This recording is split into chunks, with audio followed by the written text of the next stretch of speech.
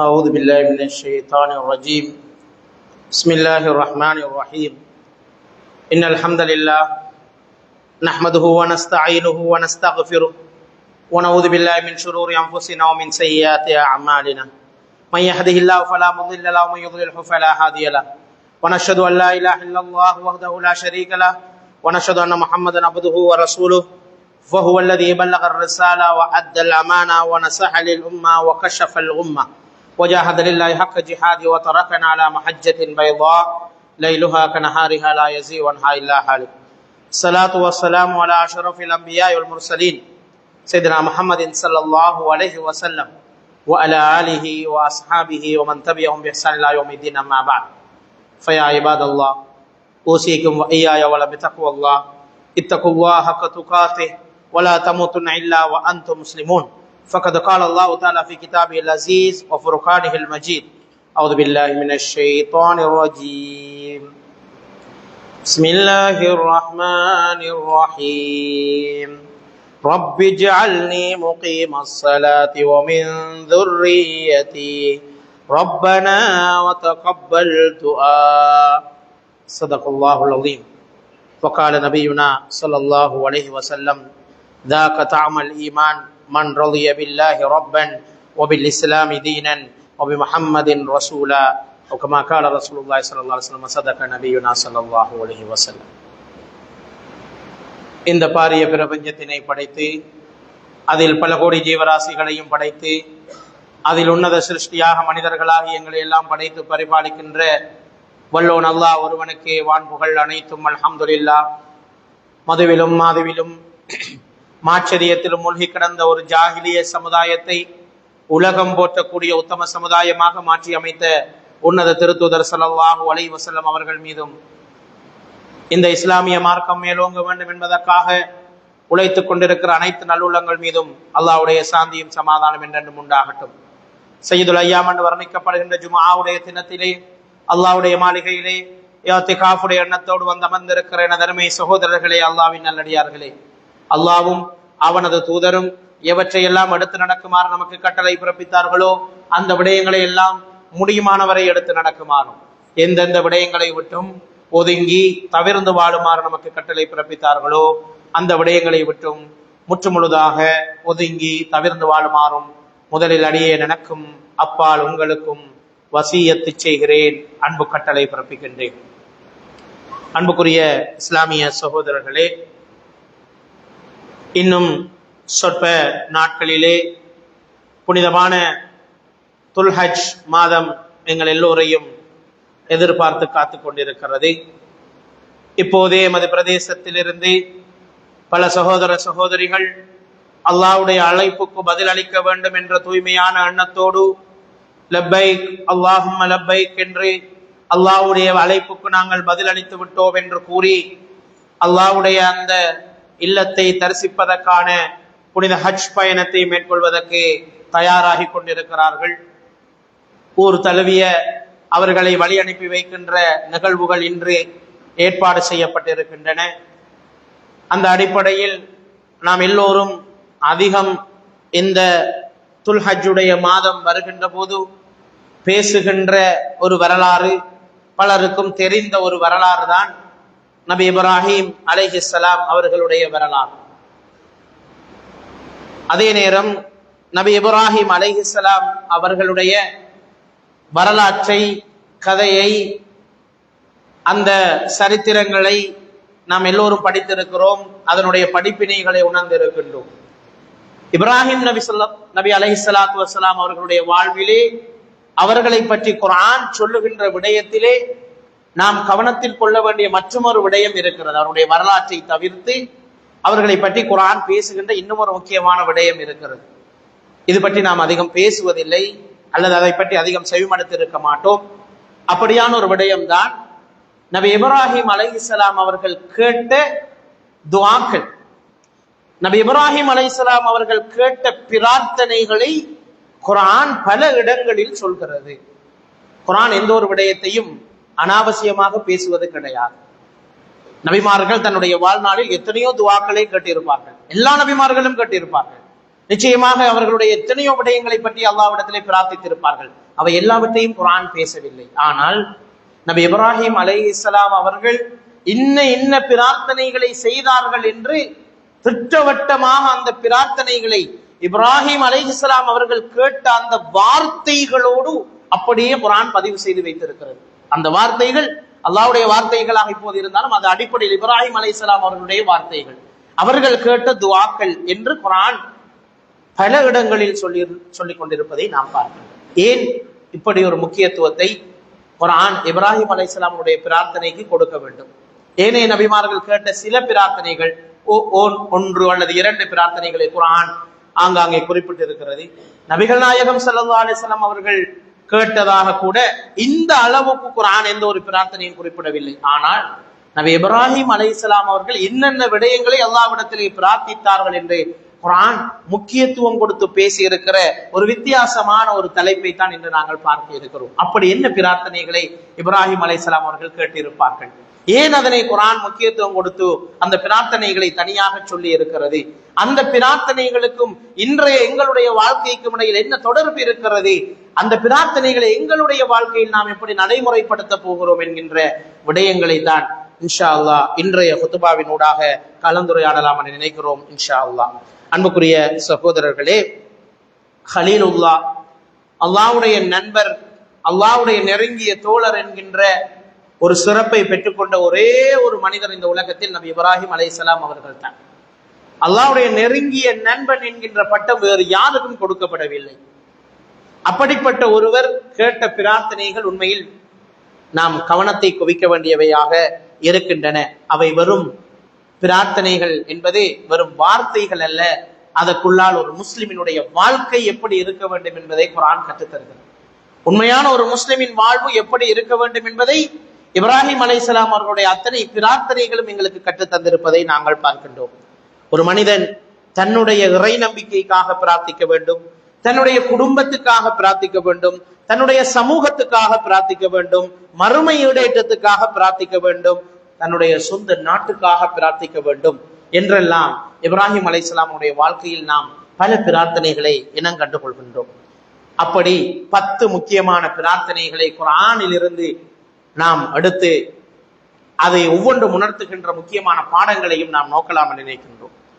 அன்புக்குரிய சகோதரர்களே, நபி இப்ராஹிம் அலைஹிஸ்ஸலாம் அவர்கள் கேட்ட பிரார்த்தனைகளில் மிக முக்கியமான ஒரு பிரார்த்தனை தான் தௌஹீதுக்கான பிரார்த்தனை. ஏகத்துவத்தை கேட்டு அவர்கள் துஆ செய்திருக்கிறார்கள். இத்தனைக்கும் இப்ராஹிம் அலைஹிஸ்ஸலாம் யார்? தௌஹீதுக்காக நெருப்பு குண்டத்திலே விழுவதை சம்மதித்து ஏற்றுக்கொண்ட ஒருவர். அல்லாஹ் ஒருவன் என்ற அந்த கொள்கையை ஏற்றுக்கொண்டதற்காக, அதனை பிரச்சாரம் செய்ததற்காக தன்னுடைய சொந்த தந்தையினால் கேள்வி கேட்கப்பட்ட போது, உன்னை நான் கல்லால் அடித்து துரத்துவேன் என்று அவருடைய தந்தை எச்சரித்த போது, தௌஹீதை விட்டு விடுவதை விட நீங்கள் கல்லால் அடித்து துரத்துவதைத்தான் நான் மேலாக கருதுகிறேன் என்று சொல்லிவிட்டு ஒரு ஏகத்துவத்துக்காக பெரும் பெரும் தியாகங்களை சுமந்து கொண்டவர் இப்ராஹிம் அலைஹிஸ்ஸலாம். அப்படிப்பட்ட இப்ராஹிம் அலைஹிஸ்ஸலாம் இந்த தௌஹீதினுடைய ஏக இறை சிந்தனையை வாழ வைக்க வேண்டும் என்பதற்காக பாடுபட்ட ஒருவர். நிச்சயம் தௌஹீதுக்காக பிரார்த்தித்திருக்க வேண்டிய தேவை இல்லை, ஆனால் அவர் பிரார்த்தித்தார்.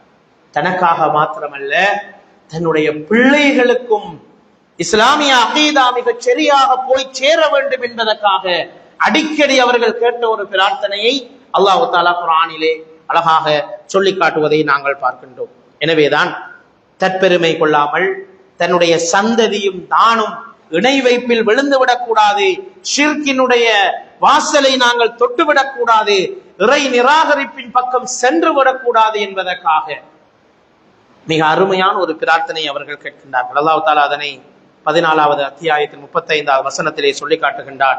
ஒய்து கால இப்ராஹிம் இப்படித்தான் பிரார்த்தித்தார் என்று அல்லாஹ்வே சொல்லுகிறார்.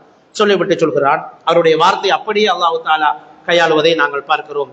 ரப்பிஜ்அல் ஹாதல் பலத ஆமினன், யா அல்லாஹ், நாம் வாழுகின்ற இந்த பூமியை பாதுகாப்பான ஒரு பூமியாக நீ ஆக்கித்தர வேண்டும் என்று முதலாவது பிரார்த்திக்கிறார்கள். அதற்கு பிறகு சொல்கிறார்கள், வஜ்னுபுனி வபனிய அன் நஅபுதல் அஸ்னாம், சிலைகளை வணங்குவதை விட்டும் ஷிர்கின் பக்கம் செல்லுவதை விட்டும் யா அல்லாஹ் என்னை நீ பாதுகாக்க வேண்டும், என்னை மாத்திரமல்ல எனது குழந்தை குட்டிகளையும் சந்ததிகளையும் நீ பாதுகாக்க வேண்டும் என்று இப்ராஹிம் அலைஹிஸ்ஸலாம் அவர்கள் பிரார்த்திக்கின்றார்கள்.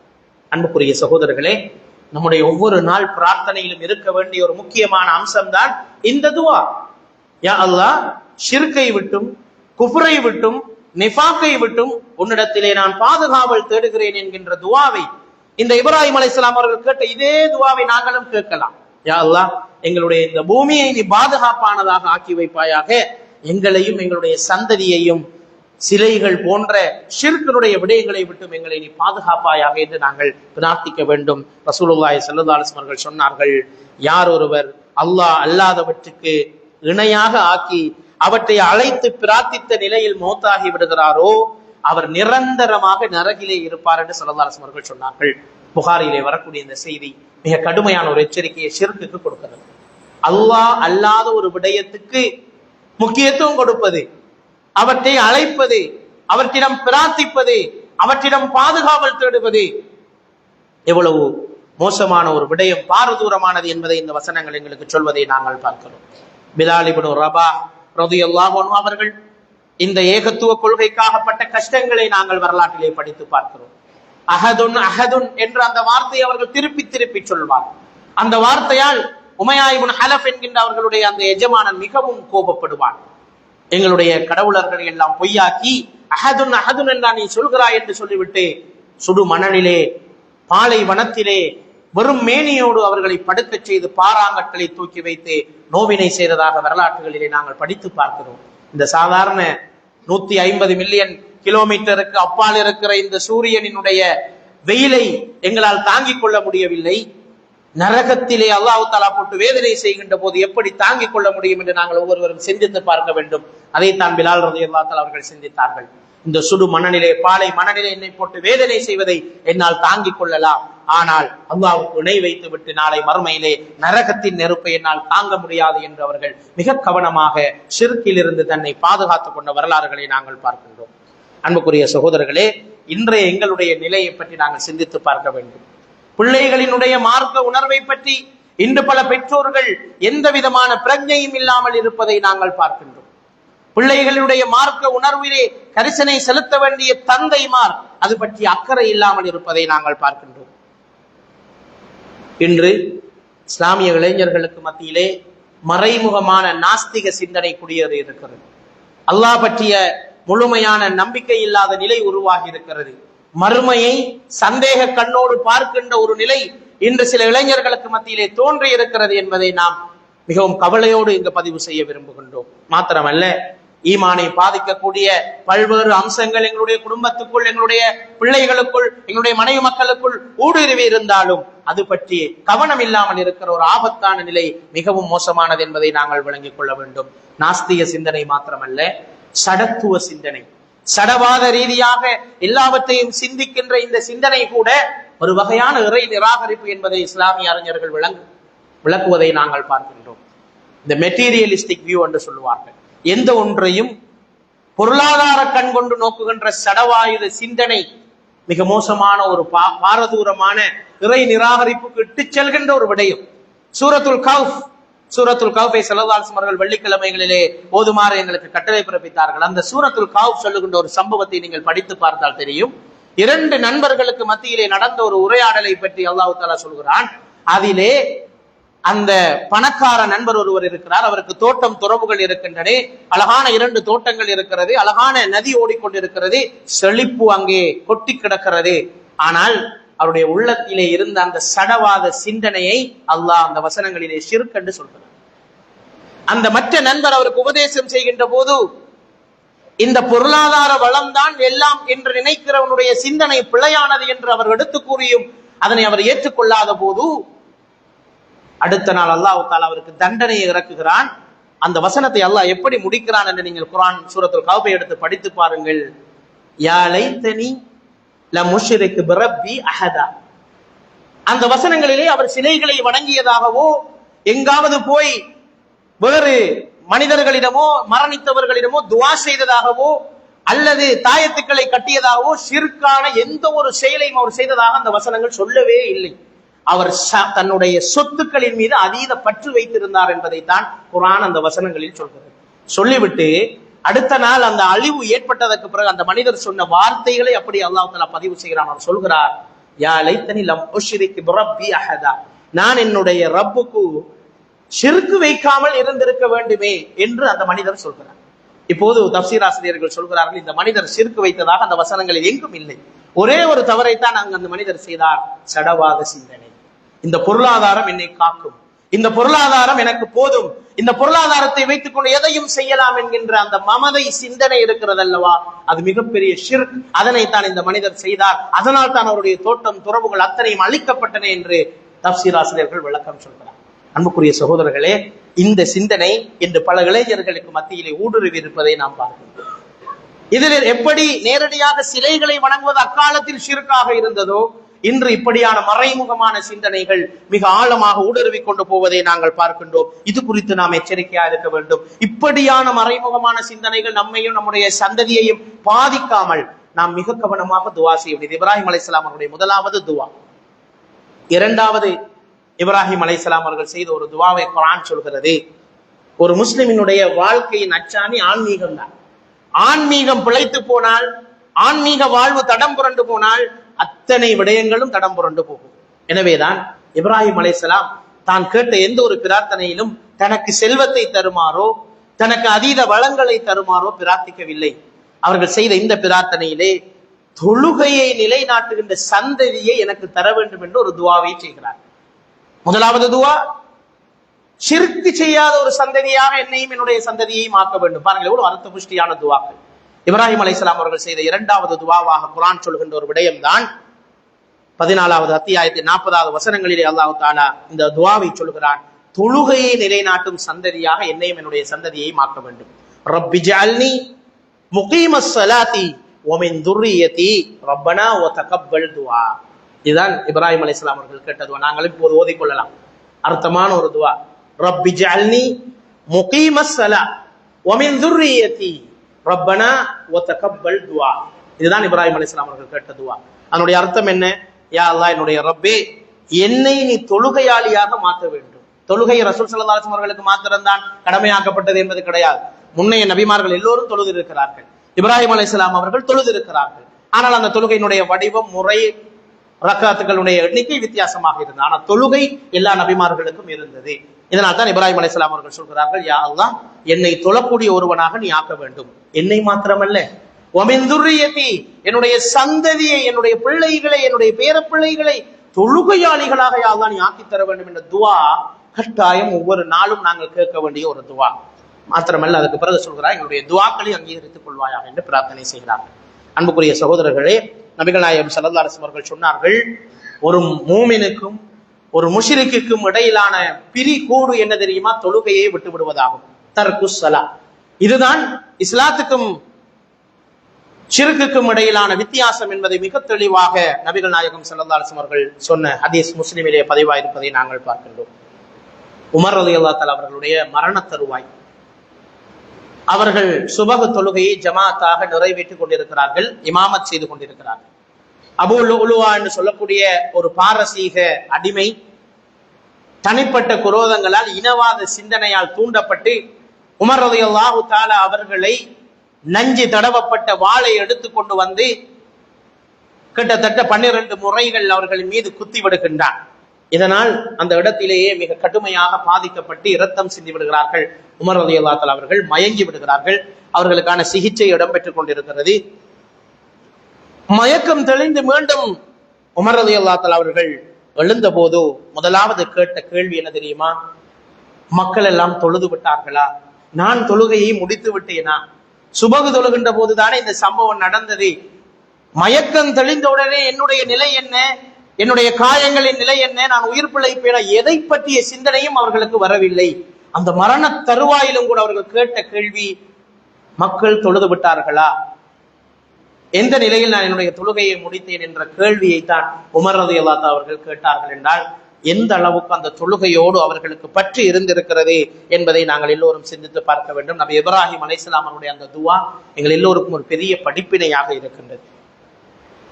இன்று பொதுவாக நாம் பாடசாலையிலே மதரசாக்களிலே, கல்வி நிலையங்களிலே காலையிலே மாணவர்களை சந்திக்கின்ற போது எத்தனை பேர் சுபகு தொழுதீர்கள் என்று கேட்டால் ஒரு 10% பிள்ளைகள் கூட சுபகு தொழுததாக கை உயர்த்த மாட்டார். இது நாம் இன்று மிக கண்கூடாக காண்கின்ற ஒரு விடை.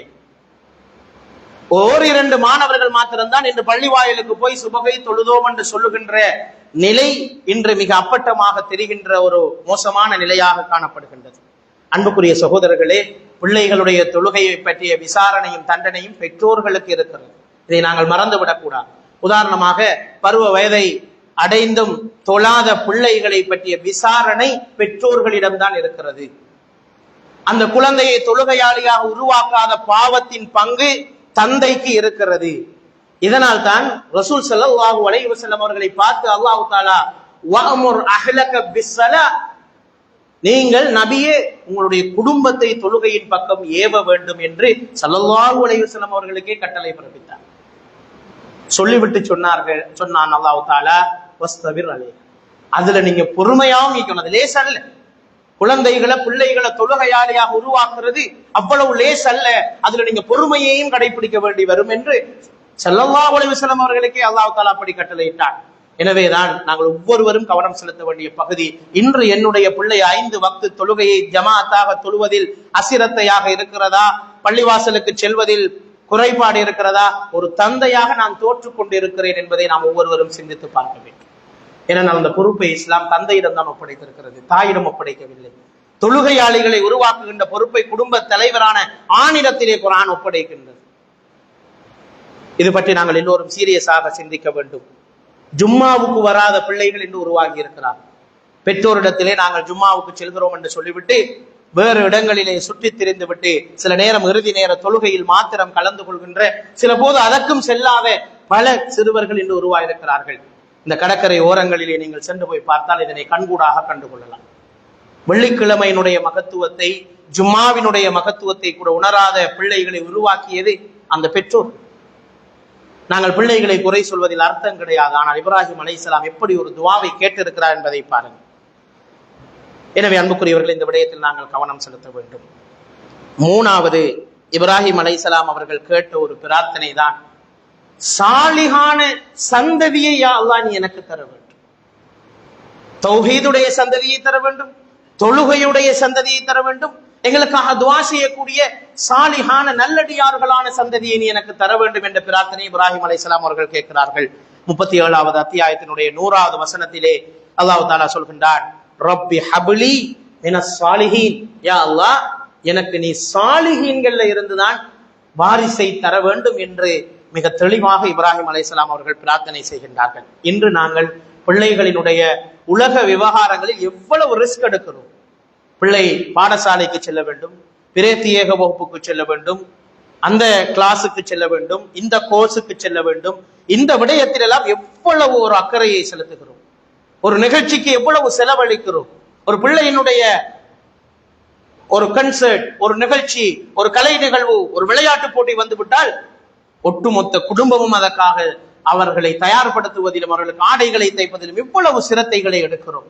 ஆனால் நம்முடைய பிள்ளையை இன்று நமக்காக துஆ செய்கிற பிள்ளையாக உருவாக்கி இருக்கிறோமா?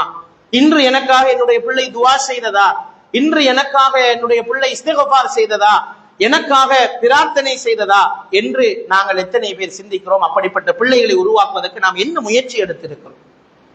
இன்று இருக்கிற நிலைமை என்னவென்றால், குர்ஆனை ஓதுவதற்கு அனுப்புகின்ற அந்த ஓரிரு மனத்தியாலங்களில் கூட இன்று ஏற்பட்டிருக்கிற பெரிய சவால், குர்ஆன் மதரசாவை நடத்துகின்ற பலர் எங்களுக்கு சொல்கின்ற அல்லது நாம் அனுபவிக்கின்ற ஒரு பெரிய சவால், பிள்ளையை கொஞ்சம் நேரத்தோடு அனுப்ப முடியுமா? இங்கிலீஷ் டியூஷனுக்கு அனுப்ப வேண்டும். குர்ஆனுக்கு நாங்கள் கொடுக்கின்ற முக்கியத்துவம் அந்த ஓரிரு மனத்தியாலங்கள் தான் குர்ஆனுக்கு. மற்ற அனைத்து மனத்தியாலங்களும் வேறு உலக அல்லது எங்களுடைய அன்றாட தேவைகளை நிறைவேற்றிக் கொள்கின்ற கல்விக்காக ஒதுக்கிவிட்டு அதிலும் கூட பிள்ளைகளுக்கு எக்ஸ்கியூஸ் கேட்கின்ற பல பெற்றோர்கள் இன்று உருவாகி இருக்கிறார். ஒவ்வொரு நாளும் நீ எப்படி 3 வேளை சாப்பிடுவது கடமையோ, எப்படி நீ அதே போன்று தொழுவதும் உனக்கு கடமை, குர்ஆனை ஓதுவதும் உனக்கு முக்கியமான ஒரு விடயம் என்று அதனை கட்டாயப்படுத்தி செய்விக்கின்ற எத்தனை பெற்றோர்கள் என்று இருக்கிறோம் என்பதை சிந்தித்து பார்க்க வேண்டும். ஒரு கட்டத்திலே செய்கிறோம், ஆனால் 8ஆம் ஆண்டு 9ஆம் ஆண்டு 10ஆம் ஆண்டுக்கு மேலே பிள்ளைகள் சென்று விடுகின்ற போது அவர்களுக்கும் குர்ஆனுக்கும் எந்த தொடர்பும் இல்லை. ஆனால் இங்கு சாலிகான பிள்ளையை தர வேண்டும் என்று இப்ராஹிம் அலைஹிஸ்ஸலாம் அவர்கள் கேட்ட துவா எவ்வளவு அர்த்த புஷ்டியான துவா என்பதை நாங்கள் விளங்கிக் கொள்ள வேண்டும். மிக பிரபலமான ஒரு ஹதீஸ் அபூ ஹுரைரா ரலியல்லாஹு தஆலா அறிவித்த முஸ்லிமிலே பதிவான ஒரு செய்தி இருக்கிறது. நாங்கள் மரணித்து போனால் எங்களோடு வரப்போவதே எங்களுடைய பேங்க் அக்கவுண்ட் கிடையாது. நாங்கள் பிள்ளைகளை விட்டுவிட்டு ஓடி ஓடி உழைத்தை சம்பாதித்த அந்த பணம் எங்களோடு வரப்போவது கிடையாது. நாங்கள் எங்களுக்கென்றே பார்த்து பார்த்து கட்டி எங்களுடைய மாட மாளிகைகள், வீடுகள், நாங்கள் எங்களுக்கென்று சொகுசாக வாங்கி கொண்ட வாகனங்கள் எதுவும் எங்களுடைய கபரிலே வைத்து அடக்கம் செய்யப்பட போவதில்லை. ஆனால் நம்முடைய மௌத்துக்கு பின்னால் எல்லோராலும் மிக சுலபமாக கொண்டு போகக்கூடிய ஒரு விஷயம்தான், நம்முடைய மௌத்துக்கு முன்னால் சாலிகான பிள்ளைகளை, நமக்காக துவா செய்கிற பிள்ளைகளை உருவாக்கி விட்டு போகின்ற அந்த பணியை செய்ய முடியுமாக இருந்தால் அதுதான் எங்களுடைய கபருக்கு ஒளியை கொண்டு வந்து சேர்க்க போகிறது. சகோதரர்களே, ஸல்லல்லாஹு அலைஹி வஸல்லம் சொன்னார்களே, 3 விஷயங்கள் தான் மறுமைக்கு வேற எதுவும் வராது. சதகா ஜாரியா, நமக்கா பிரார்த்திக்கின்ற சாலிகான பிள்ளைகள், பயனுள்ள அறிவு. இந்த 3ஐயும் செய்யலாம். ஒரு நல்ல பிள்ளையை வளர்த்தா, பிள்ளைக்கு நல்ல கல்வியை கொடுத்தால் அது பயனுள்ள அறிவு. பிள்ளைய நல்ல சாலிகான பிள்ளையாக வளர்த்து விட்டு போனால் அது எங்களுக்கு வரக்கூடிய ஒரு விஷயம். நம்முடைய சொத்துக்களை, நாம் விட்டு போகின்ற சொத்துக்களை, எங்களுடைய உரிமைகளை நம்முடைய மரணத்துக்கு பிறகு எங்களுடைய பேரிலே சதகா செய்யக்கூடிய பிள்ளைகளா உருவாக்கி விட்டு போனால் இந்த 3ஐயும் அடைந்து கொள்கின்ற பாக்கியத்தை ஒரு தந்தை பெற்றுக் கொள்ள முடியும். அன்புக்குரியவர்களே, அதற்காக நாங்கள் இன்றிலிருந்து உழைக்க வேண்டும். அதைத்தான் இப்ராஹிம் அலைஹிஸ்ஸலாம் அவர்கள் விரும்பினார்கள் என்பதை நாங்கள் பார்க்கின்றோம். வெறுமனே பிசினஸ், எங்களுடைய தொழில், எங்களுடைய உழைப்பு முயற்சிகளில் மாத்திரம் பிள்ளைகளை தயார்படுத்தாமல் மார்க்க விடயங்களில் ஈடுபாடுள்ள பிள்ளைகள் அவர்களை உருவாக்க வேண்டும். இப்ராஹிம் அலைஹிஸ்ஸலாம் கஅபாவை புனர் நிர்மாணம் செய்கின்ற பொறுப்பு தன்னிடம் ஒப்படைக்கப்பட்ட போது அதனை தனியே செய்யவில்லை. அந்த தாவாவுடைய பணியிலே தன்னுடைய பிள்ளைகளையும் இணைத்துக் கொண்டார். பிள்ளைகளோடு இணைந்துதான் அந்த பணியை அவர்கள் செய்தார்கள் என்பதை குர்ஆன் மிக தெளிவாக சொல்லி காட்டுவதை நாங்கள் பார்க்கின்றோம். இமாம் அஹ்மத் இப்னு ஹம்பல் ரஹிமஹுல்லாஹ் அவர்கள் சிறு வயதிலேயே தன்னுடைய தந்தையை இழந்து விட்டார். ஆனால் அவருடைய தாய் அவர்களை எப்படி சாலிகான பிள்ளையா வளர்த்தார்கள் என்பதை அவர்கள் பிற்காலத்திலே சுட்டி காட்டுகின்றார். இன்று நான் மிகப்பெரிய ஒரு இஸ்லாமிய அறிஞராக, இமாமாக இருக்கிறேன் என்றால், நான் சின்ன வயதில் இருக்கின்ற போது என்னுடைய தாய் அதிகாலையில என்னை எழுப்பி விடுவார். கடும் குளிராக இருக்கும், எனக்காக சுடுநீர் வைத்துக் கொண்டு வந்து சுபகு தொழுகைக்காக என்னை எழுப்பி அவரே இருள் படைந்திருந்த பொழுதுகளில் என்னை அழைத்து கொண்டு போய் என்னை உஸ்தாத்மார்களிடம் ஒப்படைத்து விட்டு வருவார். இப்படி மார்க்க கல்வியை நான் கற்றுக்கொள்ள வேண்டும் என்பதில் என்னுடைய தாய் காட்டிய ஆர்வம் தான் இமாம் அஹ்மத் இப்னு ஹம்பல் என்கின்ற ஒரு மிகப்பெரிய ஜாம்பவானை இஸ்லாமிய உலகுக்கு பரிசளித்தது. சகோதரர்களே, இன்று நாம் எப்படியான முயற்சி நம்முடைய பிள்ளைகளுடைய மார்க்க விஷயங்களை செய்கிறோம் என்பதை சிந்தித்து பார்க்க வேண்டும். 4வது ஒரு பிரார்த்தனை இப்ராஹிம் அலைஹிஸ்ஸலாம் அவர்கள் செய்கிறார்கள். தான் வாழுகின்ற தேசத்தை, ஊரை நேசிப்பது மனித இயல்பு. அது நன்றாக இருக்க வேண்டும் என்று நினைப்பது ஈமானினுடைய ஒரு வெளிப்பாடு. அதைத்தான் இப்ராஹிம் அலைஹிஸ்ஸலாம் அவருடைய இந்த துஆவும் இருக்கிறது. சூரத்துல் பக்ராவினுடைய 126வது வசனத்திலே இப்ராஹிம் அலைஹிஸ்ஸலாம் அவர்கள் பிரார்த்திக்கின்றார்கள், ரப்பி ஜஅல் ஹாதா பலதன் ஆமினன் வர்ஸுக் அஹ்லஹு மினஸ் ஸமராத். என் இறைவா, இந்த ஊரை பாதுகாப்பானதாக ஆக்கி விடுவாயாக. இதில் வசிப்போரில் அல்லாஹ்வையும் இறுதி நாளையும் நம்புவோருக்கு பல வகையான கனிகளையும் நீ உணவாக அளிப்பாயாக என்று அவர்கள் கேட்ட அந்த பிரார்த்தனை தான் இன்று இருக்கிற அரபு தேசத்தின் அத்தனை வளங்களுக்கும் காரணம். இப்ராஹிம் அலைஹிஸ்ஸலாம் என்கின்ற ஒரு தனி மனிதனின் துஆ தான் இந்த அரபு தேசத்தில் கொட்டி கிடக்கின்ற அவ்வளவு வளங்களுக்கும் காரணம். அவர்கள் கேட்ட அந்த துஆ, என்னுடைய சந்ததி வாழப்போகின்ற இந்த பூமியை வளம் பொருந்திய தேசமாக ஆக்க வேண்டுமே என்று அவர்கள் கேட்டார்களே.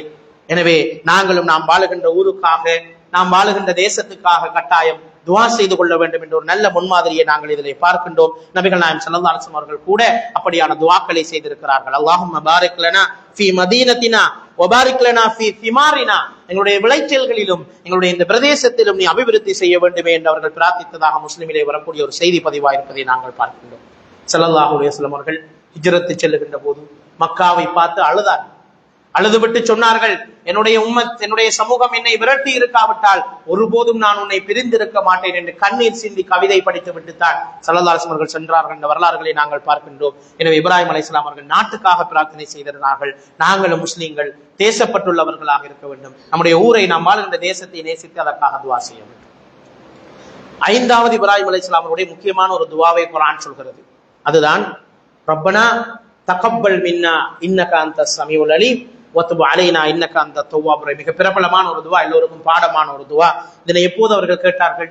காபாவை புனர் நிர்மாணம் செய்கின்ற ஒரு மிக பெரும் பணியை அழகாக செய்து முடித்துவிட்டு நான் தான் செய்தேன் என்று பெருமை அடித்துக் கொண்டு இஹ்லாஸை இழந்து விடாமல் கவனமாக அல்லாஹ்விடத்தில் அதனை ஒப்புவித்தார்கள். யா அல்லாஹ், இஹ்லாஸோடு இதனை செய்திருக்கிறேன், நீ இதனை ஏற்று அங்கீகரிக்க வேண்டும், இதில் நடந்த பாவங்களை நீ மன்னித்தருள வேண்டும் என்று அழகான ஒரு துவாவை தான் அவர்கள் கேட்டார்கள் என்கின்ற வரலாற்றை நாங்கள் பார்க்கின்றோம். எனவேதான் ஸல்லல்லாஹு அலைஹி வஸல்லம் அவர்கள் சொன்னார்கள், உங்களுடைய நற்செயல்கள் மாத்திரம் உங்களை மறுமையிலே சொர்க்கத்தில் நுழைவித்து விடாது. ஒரு சஹாபாக்கள் ஆச்சரியத்தோடு கேட்டார், நற்செயல்கள் சுவர்க்கத்தில் எங்களை நுழைவிக்காவிட்டால் எதுதான் எங்களை சுவர்க்கத்தில் நுழைவிக்கும்? அப்போது ஸல்லல்லாஹு அலைஹி வஸல்லம் அவர்கள் சொன்னார்கள், அல்லாஹ்வுடைய ரஹ்மத் உங்களுக்கு இருக்கு. ஏனென்றால் அந்த நற்செயல்களை நாம் எதற்காக செய்தோம் என்பதை பொறுத்துத்தான் அதற்கான அல்லாஹ்வுடைய ரஹ்மத்தை நாங்கள் பெற்றுக்கொள்ள முடியும் என்ற விடயங்களை நாங்கள் பார்க்கின்றோம். ஆயிஷா ரலியல்லாஹு தஆலா அவர்கள் சொல்கிறார்கள், ஒரு நாள் ஸல்லல்லாஹு அலைஹி வஸல்லம் அவர்கள் ஒரு குர்ஆன் வசனம் 23வது அத்தியாயத்தின் 60வது வசனம் இறங்கிய போது அழுதார்கள். அதை கேட்டபோது ஆயிஷா ரலியல்லாஹு தஆலா அவர்கள் கேட்கிறார்கள், இந்த வசனத்திலே தங்கள் இறைவனிடம் திரும்பி செல்ல வேண்டும் என்று அஞ்சி நற்செயல்களை நடுக்கத்தோடு செய்பவர்கள் என்று குர்ஆன் சொல்கிறதே, நல்லமல்களை நடுங்கி நடுங்கி பயத்தோடு செய்பவர்கள் என்று குர்ஆன் சொல்கிறதே, அது யாரை சொல்கிறதே? பாவம் செய்தவர்களையா சொல்கிறதே என்று ஆயிஷா ரலியல்லாஹு தஆலா கேட்டபோது ஸல்லல்லாஹு அலைஹி வஸல்லம் அவர்கள் பதில் அளிக்கிறார்கள், இல்லை, அது திருடுபவர்களையோ விபச்சாரம் செய்பவர்களையோ சொல்லவில்லை. அவர்கள் தொழுவார்கள், நோன்பு நோட்பார்கள், தர்மம் செய்வார்கள்.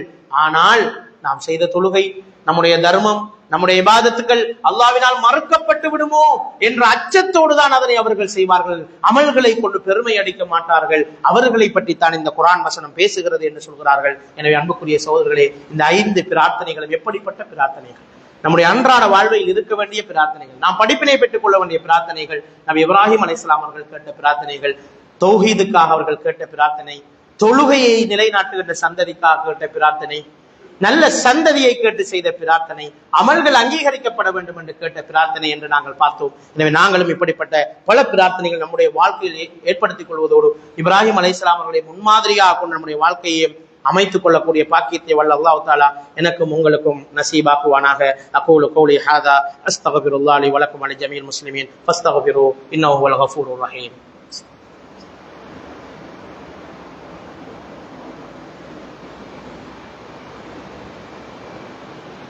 அல்ஹம்துலில்லாஹி ரப்பில் ஆலமீன் வல் ஆகிபத்து லில் முத்தகீன் வலா உத்வான இல்லா அலல் ஸாலிமீன் வஅஷ்ஹது அன் லா இலாஹா இல்லல்லாஹ் வஹ்தஹு லா ஷரீக லஹு வஅஷ்ஹது அன்ன முஹம்மதன் அப்துஹு வ ரசூலுஹு ஃபயா இபாதல்லாஹ் ஊஸீகும் வ இய்யாய வ பித்தக்வல்லாஹ் இத்தகுல்லாஹ ஹக்க துகாத்தி வ லா தமூதுன்ன இல்லா வ அன்தும் முஸ்லிமூன். அம்மா பஅத்.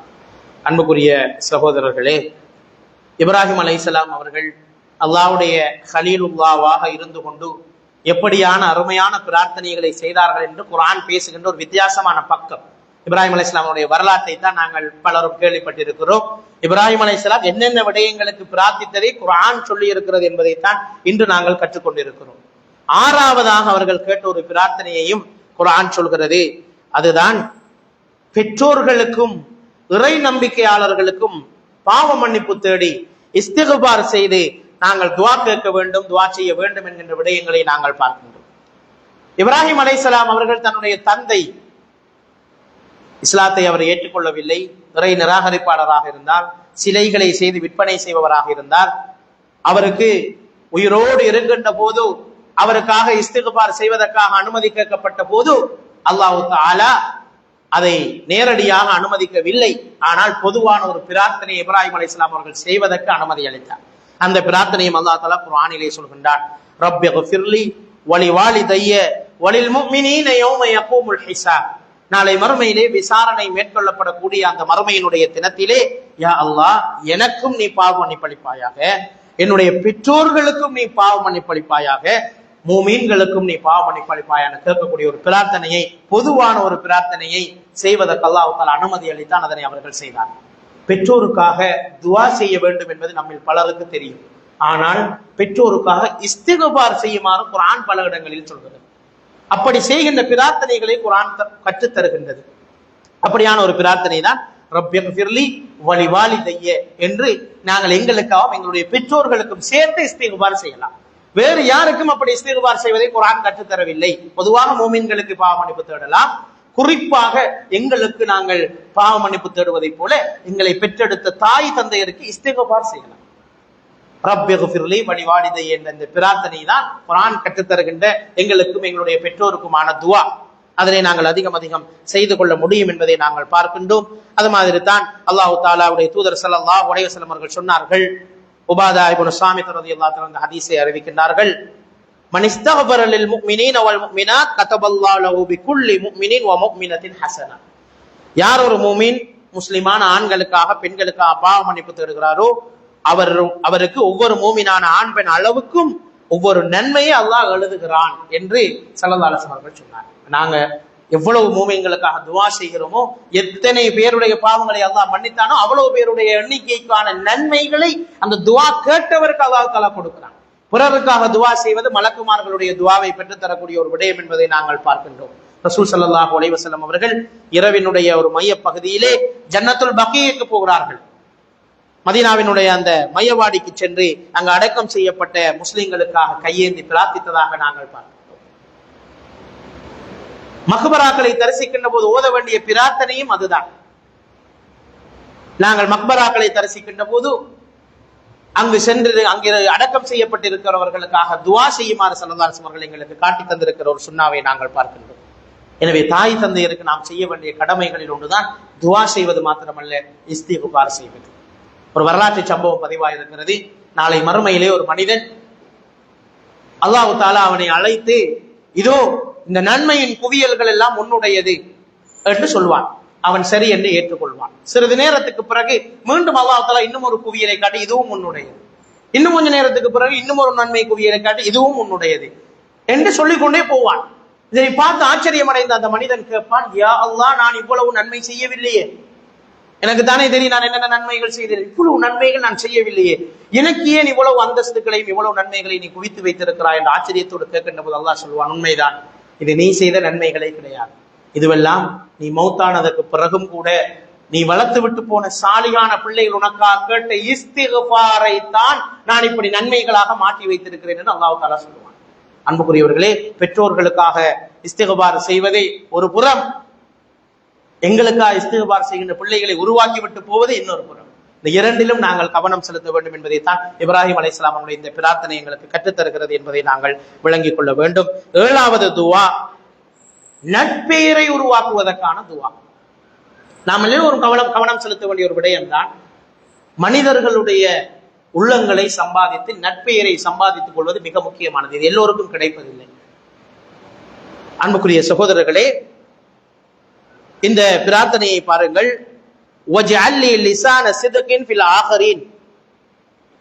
இதற்கு பிறகு வருவோர்களினுடைய அவர்களுடைய உள்ளத்திலும் எனக்கு நட்பெயரை புகழை நீ ஏற்படுத்த வேண்டுமே என்று கேட்கக்கூடிய ஒரு பிரார்த்தனையை குர்ஆன் சொல்கிறது. ஸல்லல்லாஹு அலைஹி வஸல்லம் அவர்கள் சொன்ன ஒரு பிரபலமான ஒரு சம்பவம் இருக்கிறது. ஸல்லல்லாஹு அலைஹி வஸல்லம் அவர்கள் ஒரு முறை ஒரு ஜனாசாவை கடந்து போகின்ற போது மனிதர்கள் அதை பற்றி நல்ல விடயங்களை பேசிய போது அது அவருக்கு வாஜிபாகி விட்டது என்றும், மனிதர்கள் இன்னும் ஒரு ஜனாசாவை பற்றி மோசமாக பேசிய போதும் அதுவும் அதற்கு வாஜிபாகி விட்டது என்றும் சொன்ன ஒரு பிரபலமான சம்பவம் இருக்கிறது. இந்த சம்பவத்தின்படி ஸல்லல்லாஹு அலைஹி வஸல்லம் அவர்கள் சொன்னார்கள், மனிதர்களுடைய சாட்சி அல்லாஹ் தஆலா ஏற்றுக்கொள்கிறார்.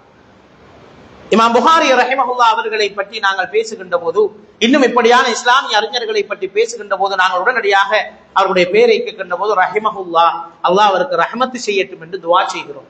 இப்படி நல்ல மனிதர்களுடைய பெயர்களை கேட்கின்ற போது இன்றும் நாங்கள் துஆ செய்கிறோம். ஏன்? அவருடைய பெயரை அல்லாஹ் தஆலா அப்படி ஆக்கி வைத்திருக்கிறார். எனவே நாங்கள் மௌத்தானாலும் எங்களுடைய பெயர் வாழ வேண்டும் என்று நாங்கள் நினைக்க வேண்டும். அதற்காக பல நல்ல மனிதர்களுடைய உள்ளங்களை சம்பாதிக்க வேண்டும். பேருக்காக புகழுக்காக செய்பவர்களுடைய பெயர் அழிந்து விடும். இஹ்லாஸோடு மனிதர்களுக்கு நலன் செய்வர்களுடைய பெயர்களை அல்லாஹ் தஆலா பாதுகாப்பான் என்பதை நாங்கள் பார்க்கின்றோம். இன்று சில மனிதர்களுடைய மரணங்கள் நிகழ்கின்ற போது எங்களுக்கு ஆசை வருகிறது, நான் அந்த ஜனாசாவாக இருந்திருக்க கூடாதா என்கின்ற கவலை வருகிறது. அவ்வளவு மனிதர்களை அவர்கள் சம்பாதித்து விட்டு போகிறார்கள். அவருடைய ஜனாசா கடமைகளில் ஏராளமானோர் போய் கலந்து கொள்கிறார்கள், அவர்களுக்கு துஆ செய்கிறார்கள். அப்படி வாழுகின்ற போதே நல்ல மனிதர்களாக மனிதர்களை சம்பாதித்து விட்டு போகின்றவர்களாக நாம் இருக்க வேண்டும் என்கின்ற ஒரு விடயத்தையும் இப்ராஹிம் அலைஹிஸ்ஸலாம் அவர்களுடைய பிரார்த்தனைகள் எங்களுக்கு கற்றுத்தருகிறது என்பதை நாங்கள் பார்க்கின்றோம். அடுத்த முக்கியமான ஒரு விடயம்தான் இப்ராஹிம் அலைஹிஸ்ஸலாம் அவர்கள் கேட்கின்ற துஆக்களிலே ரப்பனா வஜ்அல்னா முஸ்லிமைன் லக வ மின் துர்ரியத்தினா உம்மத்தன் முஸ்லிமத்தன் லக். யா அல்லாஹ், அவரும் அவருடைய பிள்ளையையும் சேர்த்து கேட்கிறார்கள், எங்கள் இருவரையும் உனக்கு கீழ்ப்படியும் முஸ்லிம்களாக நீ ஆக்க வேண்டுமே, எங்கள் சந்ததியினரையும் உனக்கு கீழ்ப்படியும் சமுதாயமாக ஆக்க வேண்டுமே என்று இப்ராஹிம் அலைஹிஸ்ஸலாம் அவர்கள் பிரார்த்தனை செய்ததாக குர்ஆன் சொல்கிறது. அன்புக்குரிய சகோதரர்களே, இதுதான் ஈமானினுடைய சுவை. ஈமானுக்கு ஒரு டேஸ்ட் இருக்கிறது என்று ஸல்லல்லாஹு அலைஹி வஸல்லம் அவர்கள் சொன்னார்கள். ஒரு ஹதீஸிலே சொன்னார்கள், ذاق طعم الإيمان, யாரு தெரியுமா இந்த ஈமானுடைய சுவையை அறிந்து கொள்வார், சுவைப்பார்? மன் ரலிய பில்லாஹி ரப்பா, உண்மையான ரப்பாக அல்லாஹ்வை ஏற்றுக்கொண்டவர். வபில் இஸ்லாமி தீனா, இஸ்லாத்தை தன்னுடைய வாழ்க்கை வழியாக ஆக்கி கொண்டவர். வபி முஹம்மதின் ஸல்லல்லாஹு அலைஹி வஸல்லம் நபிய்யன் வ ரசூலா, நபியாக ரசூலாக ரசூலுல்லாஹ்வை ஏற்றுக்கொண்டவர். இதனை நாங்கள் ஒரு இலகுவாக விளங்கிக் கொள்ள முடியாது. ஏனென்றால் இன்று நாங்கள் பார்க்கின்ற விடயம்தான் பலர் அப்பட்டமாக இஸ்லாமிய நடைமுறைகளை, அல்லாஹ்வுடைய கட்டளைகளை மீறுவதை நாங்கள் பார்க்கின்றோம். இறை கட்டளைகள் மிக அப்பட்டமாக மீறப்படுவதை பார்க்கின்றோம். அற்ப அரசியல் காரணங்களுக்காக, பொருளாதார நோக்கங்களுக்காக அல்லாஹ்வுடைய மார்க்கம் கேவலப்படுத்தப்படுவதை நாங்கள் பார்க்கின்றோம். இஸ்லாம் ஹராமாக்கிய விடயத்தை, அது ஹராம் தான், அதனை நாங்கள் எங்களுடைய லாபங்களுக்காக ஹராமாக்கி ஹலாலாக்கி கொள்ளக்கூடாது. இஸ்லாமிய நடைமுறைகள் பேணப்படுவதை நாங்கள் உறுதிப்படுத்திக் கொள்ள வேண்டும். பெருநாள் தின நிகழ்வுகள், களியாட்டங்கள், கொண்டாட்டங்களின் போது நாம் இதனை அப்பட்டமாக பார்க்கின்றோம்.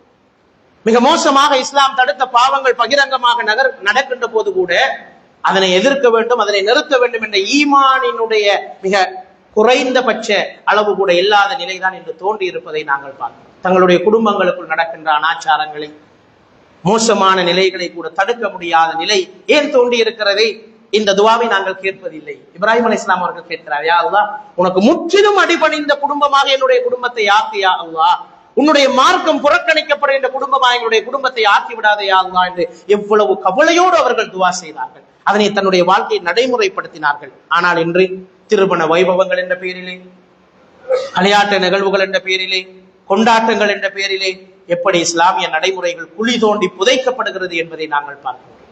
இஸ்லாம் சொல்கின்ற ஆண் பெண் அஜ்னபி மகரமி உறவு என்பது இன்று எப்படி அப்பட்டமாக மீறப்படுகிறது என்பதை நாங்கள் பார்க்கிறோம். அவுரத்தை மறைத்து ஆடை அணிய வேண்டும் என்கின்ற இந்த இஸ்லாமிய நடைமுறை இன்று எப்படி அப்பட்டமாக மீறப்படுகிறது என்பதை பார்க்கின்றோம். ஃபேஷன் என்ற பெயரிலே இன்று வந்திருக்கிற ஆடை கலாச்சாரங்கள் எப்படி எங்களுடைய குடும்பங்களுக்குள் இஸ்லாமிய உணர்வை இல்லாமல் ஆக்கி இருக்கிறது. முழுமையாக ஆடை அணிந்து கொண்டிருந்த இஸ்லாமிய யுவதிகள், பெண்கள் என்று கொஞ்சம் கொஞ்சமாக தங்களுடைய ஆடை குறைப்பு கலாச்சாரத்தை நோக்கி சென்று கொண்டிருப்பதை நாங்கள் பார்க்கின்றோம்.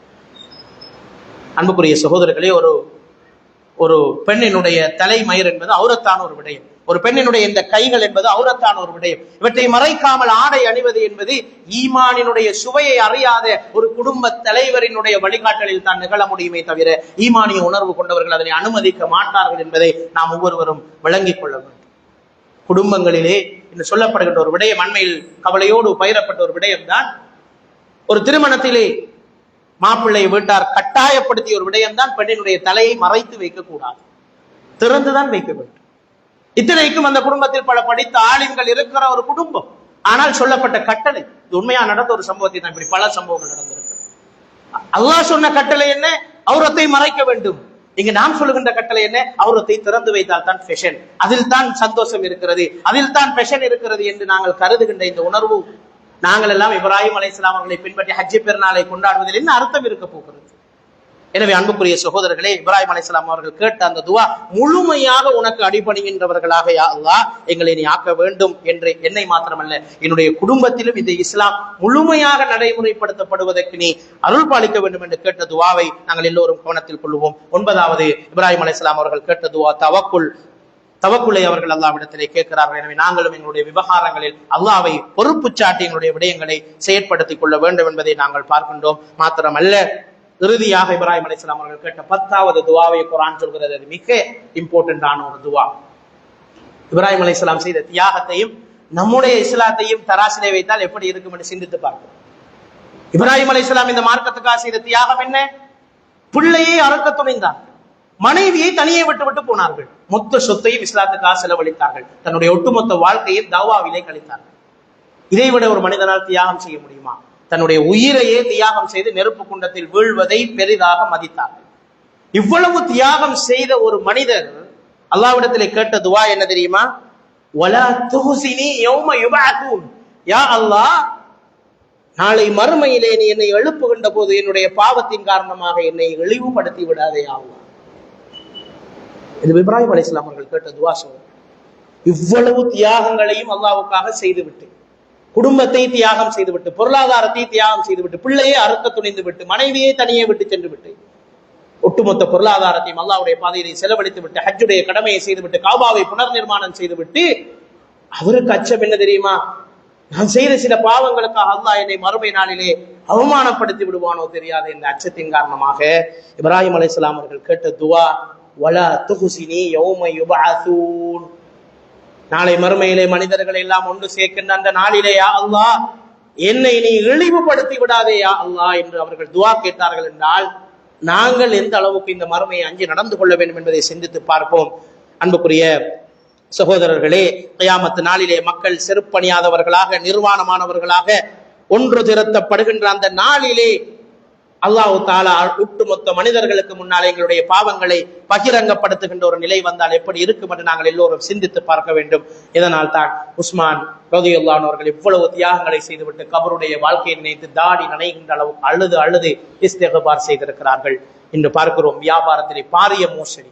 நேற்று ஒரு சகோதரர் அழுது கொண்டு சொன்ன ஒரு சம்பவம், அப்பாவியான ஒரு சகோதரரை பணத்தின் மீதான ஆசையை காட்டி, இலாபத்தின் ஆசையை காட்டி சுமார் பெருந்தொகை, கோடிக்கணக்கிலான ஒரு தொகையை அவருடைய பேரிலே பேங்க் அக்கவுண்ட் திறந்து அவருடைய பேரிலே தொலைபேசி இலக்கங்களை வழங்கி ஒரு பாரிய பொருளாதார மோசடியை செய்துவிட்டு இப்போது அவர் நீதிமன்றத்திலே குற்றவாளியாக நின்று கொண்டிருக்கிறார். இவருடைய ஆசை ஒரு காரணம், அவருடைய ஏமாற்று ஒரு காரணம். இத்தனைக்கும் 2 பேரும் நல்ல தொழுகையாளிகள், நல்ல இபாதத்சாலிகள்.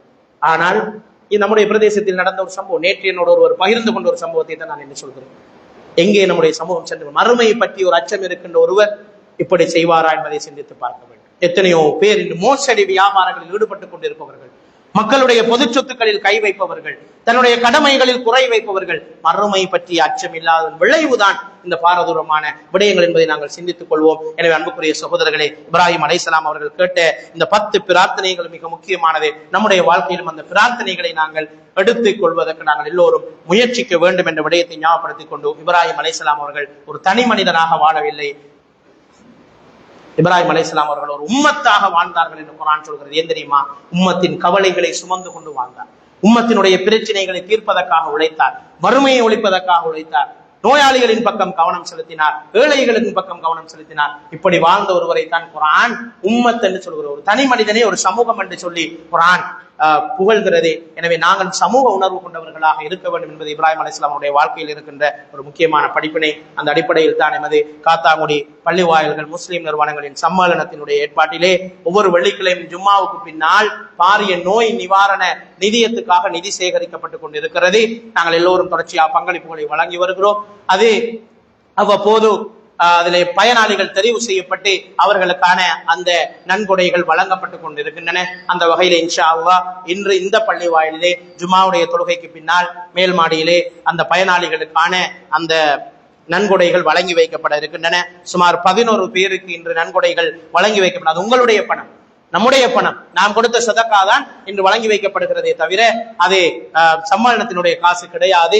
எனவேதான் அந்த நன்றி உணர்வை இன்று உங்களோடு பகிர்ந்து கொள்ள வேண்டும் என்ற காரணத்திலே இதனை சொல்லுகின்றோம். இன்று 11 நோயாளர்களுடைய பிரச்சனைகள் தீர்த்து வைக்கப்படுகின்றன. சுமார் 9,75,000 ரூபாய் நிதி இன்று வழங்கி வைக்கப்பட இருக்கிறது. அதிலே ஒரு பாரிய ஒரு நோய் கொண்ட ஒரு குடும்பத்துக்காக வேண்டி 3 லட்சம் ரூபாய் வழங்கப்பட இருக்கிறது. ஒரு பெரிய தொகை வழங்கப்பட இருக்கிறது. ஏனையவர்களுக்கு அவருடைய நோய் நிலைமைகள், குடும்ப நிலைமைகளுக்கு ஏற்ப 1,50,000 ரூபாய் என்று மொத்தமாக 9,75,000 ரூபாய் நிதி இன்று வழங்கி வைக்கப்பட இருக்கிறது. இதனை வெளிப்படைத்தன்மையாக எல்லோருக்கும் தெரியப்படுத்தி செய்ய வேண்டும் என்ற அடிப்படையில் தான் இந்த தகவல்களை இங்கு சொல்கின்றோம். இதுவரைக்கும் சுமார் 814 இப்படியான நோயாளிகளுக்கு இந்த நிதியினால் உதவிகள் செய்யப்பட்டிருக்கிறார். அல்ஹம்துலில்லாஹ். ஸல்லல்லாஹு அலைஹி வஸல்லம் அவர்கள் சொன்ன ஒரு ஹதீஸை சொல்லி முடிக்கிறேன். யார் ஒரு மூமினுடைய கஷ்டத்தை இந்த உலகத்திலே நீக்குகின்றாரோ அல்லாஹ் அந்த மூமினுடைய கஷ்டத்தை மறுமையிலே நீக்குகிறான் என்ற அடிப்படையிலே நீங்கள் கொடுக்கிற அந்த 50 ரூபாயாக இருக்கட்டும், 100 ரூபாயா இருக்கட்டும், 1000 ரூபாயா இருக்கட்டும், அது ஒரு சின்ன தொகையா இருந்தாலும் அது ஒரு சகோதரனுடைய கண்ணீரை துடைக்கிறது, ஒரு சகோதரனுடைய வாழ்க்கையை உயிரூட்டுகிறது, ஒருவருக்கு உயிரளிக்கின்றது. என ஒரு மிகப்பெரிய ஒரு பணிதான் இந்த பணி. ஏனென்றால் நோயாளிகளுடைய விடயத்தில் இஸ்லாம் மிக பாரிய கரிசனை செலுத்தி இருக்கிறது. யார் ஒரு ஆத்மாவை வாழ வைக்கிறாரோ அவர் ஒட்டுமொத்த மனித சமுதாயத்தையும் வாழ வைத்தவர். எனவே அந்த அடிப்படையிலே இந்த நிதியத்துக்கு உதவி செய்கின்ற எல்லா சகோதரர்களுக்கும் அல்லாஹ் தஆலா பரக்கத் செய்ய வேண்டும். இதற்காக உழைக்கின்ற இந்த பணிகளை முன்னெடுத்து செய்கின்ற சம்மேளன உறுப்பினர்களுக்கும் அல்லாஹ் தஆலா அருள் பாலிக்க வேண்டும். இன்னும் இந்த நிதியை நாங்கள் அதிகரிப்பதனூடாக நிரந்தர நோயாளிகளை குணப்படுத்துவதற்கும் நோய்கள் வளராமல் தடுப்பதற்கும் இந்த நிதியை விஸ்தரிக்க வேண்டும் என்ற ஒரு கோரிக்கையை எடுத்துக்கொண்டு அல்லாஹ் தஆலா இப்ராஹிம் அலைஹிஸ்ஸலாம் அவர்களை பின்பற்றி வாழக்கூடிய பாக்கியத்தை எனக்கும் உங்களுக்கும் நசீபாக்குவானாக. அவருடைய பிரார்த்தனைகளை போல எங்களுடைய பிரார்த்தனையும் அல்லாஹ் தஆலா அங்கீகரித்து சமூக உணர்வு கொண்டவர்களாக வாழ வைப்பானாக. வகூலு கௌலி ஹாதா அஸ்தக்ஃபிருல்லாஹ் ஜமீல் முஸ்லிமீன் வஸ்தக்ஃபிரு வ ஆகிரு தஅவானா அல்ஹம்துலில்லாஹி ரப்பில் ஆலமீன். அகீமுஸ் ஸலாம்.